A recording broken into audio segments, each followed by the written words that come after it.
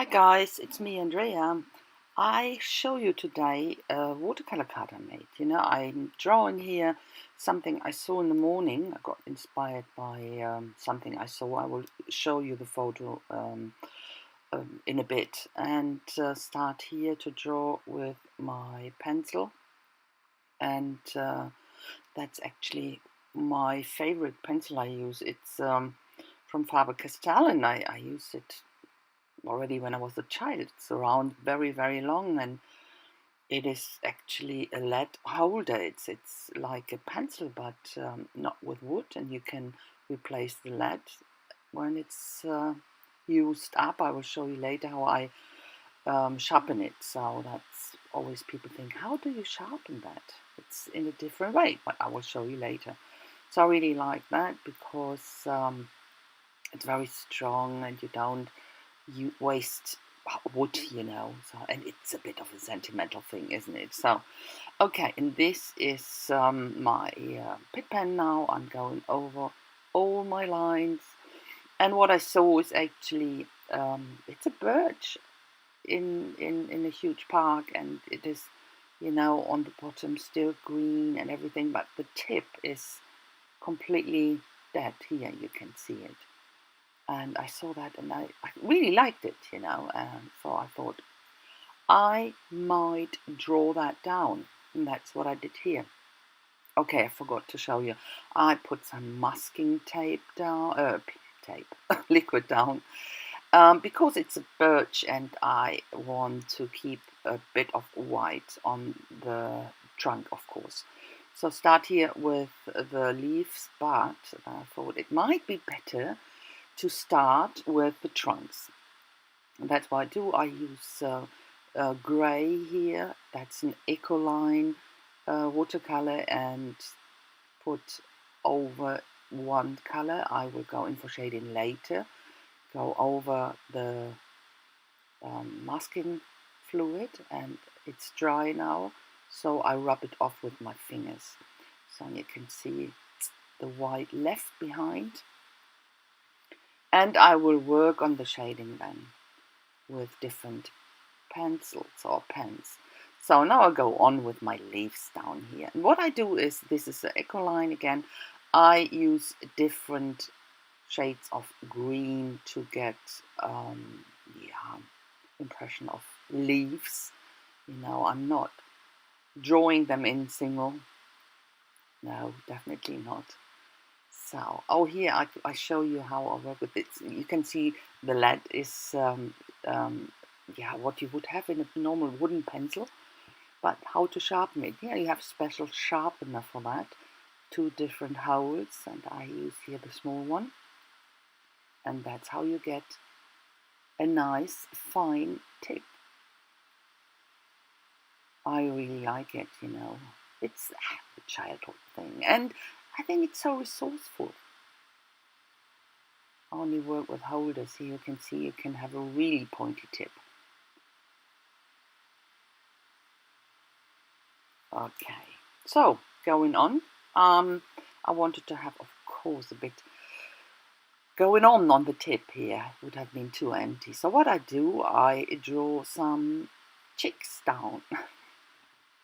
So that's what I thought might look fun. Not normal birds. It's one of my sketchy birds I'm drawing down, and erasing a lot, of course. And I'm not taking you through the whole process. So first one finished, and I go over with my pit pen again. I have two here, a big one and a small one, but at the end I decided to have a third one. This odd numbers again.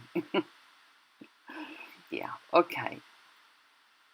Finished them, and going on with the leaves. I wanted to have more shadings going on, and with the Ecolines, I'm not having a really dark one, so that next thing I'm using is a Winsor & Newton. It's a watercolor block. That's the darkest green I have. So, it's it's like a little block, and you activate it normal, like with water and your brush.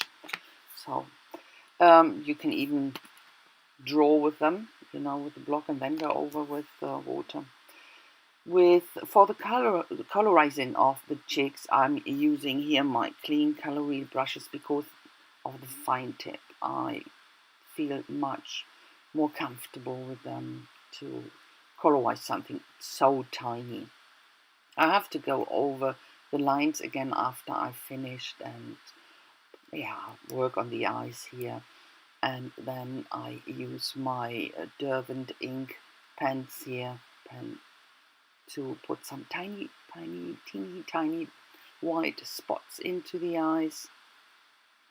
So now I work on the trunks, and I use still my clean color wheel brushes here to go in with different shades of grey to get the trunk in the, it's not realistic, of course not, but it should be clearly visible as a birch, definitely.